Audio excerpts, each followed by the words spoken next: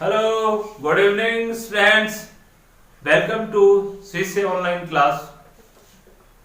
और पॉलिटी में हमारा जो टॉपिक चल रहा था, chapter first constitution why and how. और कॉन्स्टिट्यूशन व्हाई एंड हाउ का जो टॉपिक फर्स्ट था वो कंप्लीट हुआ। सेकंड टॉपिक जो हमारा अभी है वो टॉपिक सेकंड है, how was the Indian constitution made.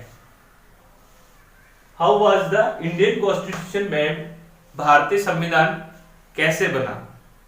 बहुत इंटरेस्टिंग होने वाला है क्योंकि अभी आप कॉन्स्टिट्यूशन के बारे में पढ़ रहे हैं, लेकिन वास्तव में आपको ये पता होना चाहिए रियल में कि इस कॉन्स्टिट्यूशन को, इस डॉक्यूमेंट को किसने बनाया, कैसे बना, कैसे ऑथेंटिक है, जस्टिस है, इफेक्टिव है। जो 17 ईयर्स हमारे देश में लगातार रेगुलर क्या कर रहा है, वर्क कर रहा है, तो कुछ तो है। इसको बनाने वाला कौन था, तो देखिए बड़ा इंटरेस्टिंग क्लास है, आप लोग जुड़ जाइए क्लास के साथ। How was the Indian constitution made, Bharat का संविधान कैसे बना। मेड बाय कॉन्स्टिट्यूशन असेंबली, इसे किसने बनाया, एक कॉन्स्टिट्यूशन टेंट असेंबली ने बनाया। कॉन्स्टिट्यूशन असेंबली का मतलब आप लोग जाने संविधान सभा। संविधान सभा ने इसको तैयार किया। संविधान सभा क्या थी इसके बारे में हम लोग देखेंगे। संविधान सभा फर्स्ट मीटिंग 9 दिसंबर 1946, और इससे पहले हमारा देश जो था वो ब्रिटिश हुकूमत के क्या था, गुलाम था। हम लोग गुलाम थे और उस समय रूल्स रेगुलेशन जो ब्रिटिश गवर्नमेंट के चलाए जाते थे। लेकिन फर्स्ट मीटिंग 9 दिसंबर 1946 और ये जो आपकी जो कॉन्स्टिट्यूएंट असेंबली है वो कैसे रोल में आई, इसके लिए हम लोग देखें। प्लान जो था, प्रोपोज्ड जो किया गया प्लान किसका, आपकी जो कॉन्स्टिट्यूएंट असेंबली है वो था, ब्रिटिश कमेटी आई हमारे भारत में, एक ब्रिटिश कमेटी आई 1946 में। और वह जो कमेटी थी उसे नाम दिया गया cabinet mission. Cabinet mission, cabinet mission यानी ब्रिटिश गवर्नमेंट का जो कैबिनेट मंत्रालय था उसमें से 3 members in cabinet mission, name से पैथिक लॉरेंस, क्रिप्स मिशन है, इस तरह के 3 लोग जो थे जो कैबिनेट मिशन के मेंबर थे। तो कैबिनेट मिशन जो बना, उस कैबिनेट मिशन की प्लानिंग के से ही क्या बना, कॉन्स्टिट्यूशन असेंबली बना। और कैबिनेट मिशन ने प्लान बताया, उस प्लान में कैबिनेट मिशन के प्लान के अकॉर्डिंग भारत के संविधान के लिए कॉन्स्टिट्यूएंट असेंबली का क्या होना था, इलेक्शन होना था। इलेक्शन हुआ जुलाई 1946 में और उसकी जो पहली मीटिंग होल्ड हुई वो 9 दिसंबर 1946 यानी 1946।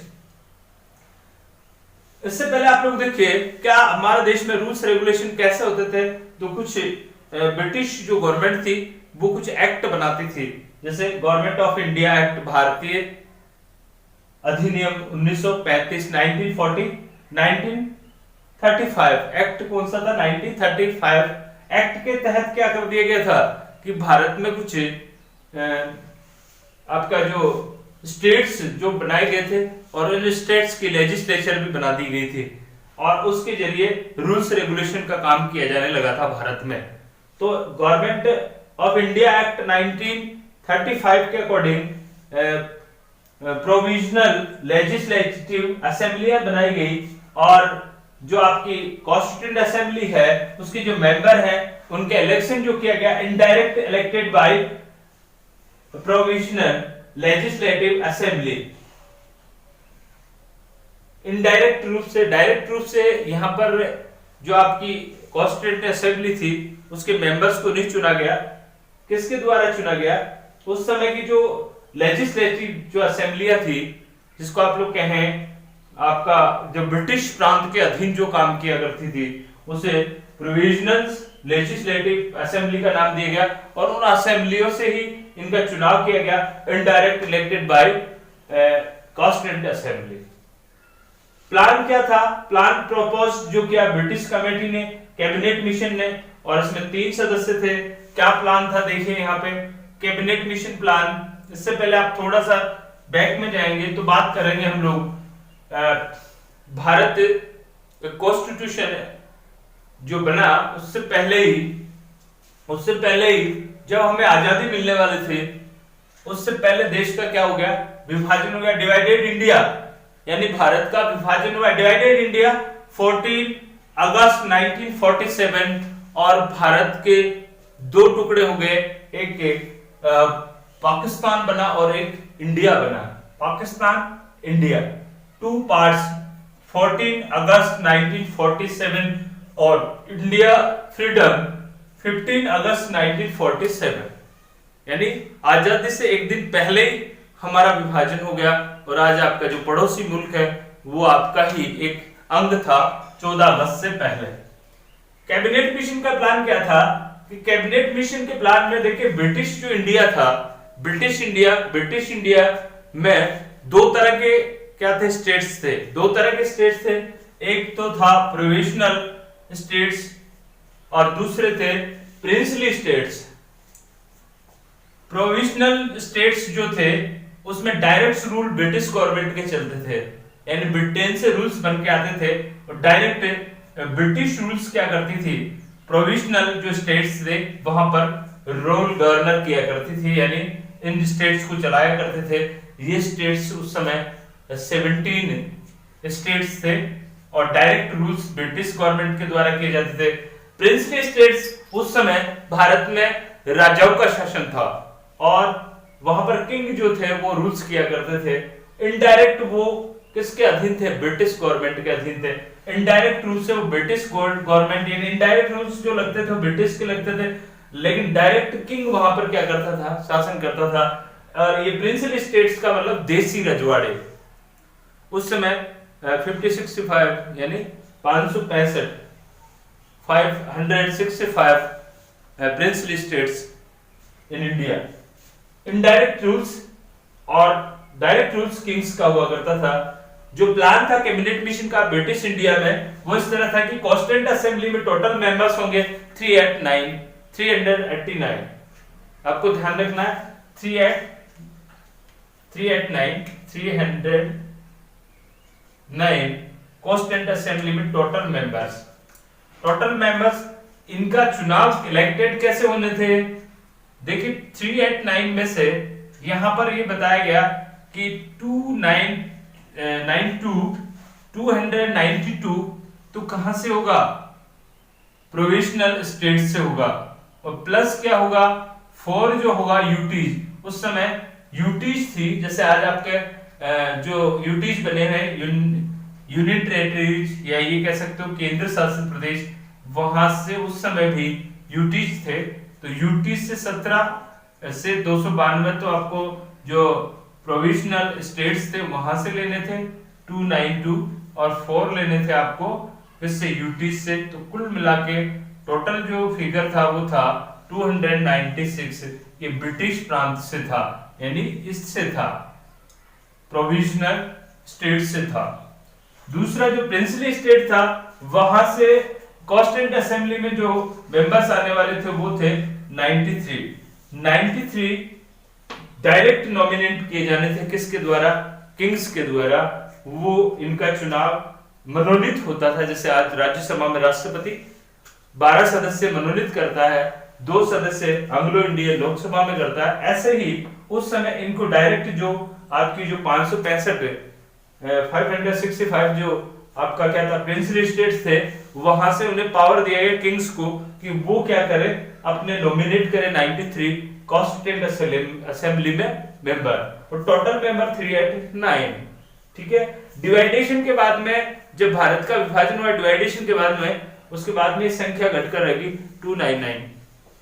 आगे देखिए ये जो प्लान था कॉन्स्टिट्यूएंट असेंबली में आपका जो कैबिनेट मिशन का, वो ये था कि किस तरह से ये जो आपकी अलॉटेड होने वाली सीटें थी वो किस तरह से होंगी। तो दिस प्लान, फर्स्ट प्लान था allotment of the seats on the basic population in the ratio 1 candidate and 10 lakh। एक प्रतिनिधि जो भेजा जाएगा वो 10 लाख पे ऊपर भेजा जाएगा, 10 लाख के ऊपर भेजा जाएगा। 1 कैंडिडेट्स 10 लाख रेशियो रहेगा पॉपुलेशन, यानी आप ये कह सकते हो कि जहां पे आपका जो स्टेट है उस स्टेट्स की अगर 50 लाख 50 लाख अगर क्या है पॉपुलेशन है, तो वहां से 5 मेंबर्स क्या आ जाएंगे कॉन्स्टिट्यूएंट असेंबली में इलेक्टेड होके जाएंगे। तो एक रेशियो बनाया गया पॉपुलेशन के आधार पर, population in the ratio of 1 and 10 lakhs। दूसरी बात करी गई, सेकंड जो पार्ट था वो था the seats in each provincially distributed among the three main communities में कौन, Muslim, Sikhs and general, population and इसका रेशियो। यहाँ पे कुल जो आपकी पॉपुलेशन थी इन स्टेट्स में, उन्हें 3 तरह की कम्युनिटी में बांट दिया गया, जो डिस्ट्रीब्यूट किया गया कि जो कैंडिडेट्स जीत के आएगा, जो कॉन्स्टिट्यूएंट असेंबली में जो सदस्य बनेगा वो 3 कम्युनिटीज का होगा, एक मुस्लिम, एक सिख एंड एक जनरल। इनसे जीत कर आएगा, और वो ताकि उन लोगों को पर्याप्त क्या मिल सके, रिप्रेजेंटेटिव मिल सके। इस तरह से ये इसमें प्रावधान किया गया। थर्ड बात करेगी वोट द मेथड, वोट का मेथड यानी इनका चुनाव कैसे होगा। Election, vote of the method election, proportional representation with single transferable vote system। ये कौन सी विधि आ गई, आनुपातिक प्रतिनिधित्व की एकल संक्रमणीय proportional representation with single transfer vote system, यानी एक निश्चित अनुपात वाली, जो अभी आजकल हम लोग राष्ट्रपति और राज्यसभा के चुनाव में यूज करते हैं। इस विधि से वोट सिस्टम से क्या हुआ, उन लोगों का इलेक्शन हुआ और वो लोग कहां चले गए, कॉन्स्टिट्यूएंट असेंबली के सदस्य बने। आई होप आपको ये समझ में आया होगा कॉन्स्टिट्यूएंट असेंबली के सदस्य किस तरह से मेंबर बने, किस तरह से उनका चुनाव हुआ, क्या रेशियो था। तो कंफर्म आप लोग ये 3 जो बातें हैं इनको आप लोगों को याद करना है। पहली फर्स्ट जो बात थी, अलाटेड जो सीट हुआ वो ये था 10 लाख पर एक, ठीक है। और दूसरी बात डिस्ट्रीब्यूट जो किया गया, कम्युनिटीज जो मेन कम्युनिटीज थी उस समय की, उन कम्युनिटीज को क्या दिया गया, आरक्षण दिया गया, अनुपात में आरक्षण दिया गया, मुस्लिम, सिख एंड जनरल। और वोट सिस्टम जो था वो था proportional representative with single transferable vote system. इसके बाद देखिए आप जो भारत के जो संविधान या कॉन्स्टिट्यूशन जो मेकर्स थे वो बड़ा ही पॉजिटिव थिंकर थे। तो उनकी सोच थी कि इसको बनाने से देश का जो संविधान बनेगा, देश का जो कॉन्स्टिट्यूशन बनेगा, वो देश भी हमारा या कंट्री भी हमारा क्या होगा, वैसा ही होगा। तो डॉक्टर अंबेडकर ने उस समय कॉन्स्टिट्यूशन में ये बात कही, कॉन्स्टिट्यूशन असेंबली में ये बात कही, जो कि आपके फादर ऑफ कॉन्स्टिट्यूशन है, यानी आपके संविधान के जनक कहलाते हैं, जननी कहलाते हैं। Constitution of father doctor B.R. Ambedkar, made by constitution assembly, संविधान सभा के द्वारा किसको लिखा गया, संविधान को लिखा गया। लेकिन फादर ऑफ कॉन्स्टिट्यूशन कौन है, डॉक्टर अम्बेडकर।